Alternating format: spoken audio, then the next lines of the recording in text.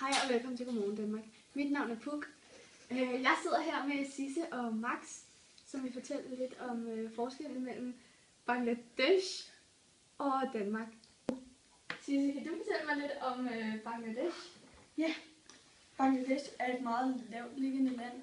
Derfor kommer der tit oversvømmelser, som kan gøre, at folk bliver syge, fordi vandet er rigtig beskidt.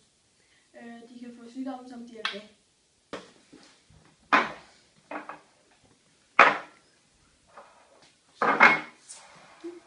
Max, kan du fortælle mig lidt om forskellen mellem Danmark og Bangladesh? Ja, Danmark er et i-land, og det står for industriland og service.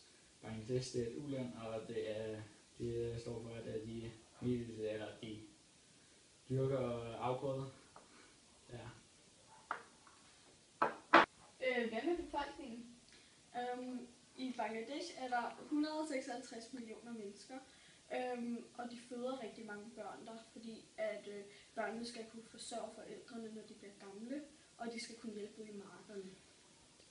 I modsætning til Danmark, hvor at kvinder ikke får så mange børn, fordi de prioriterer dem selv og deres uddannelse højere. Børnene behøver jo heller ikke at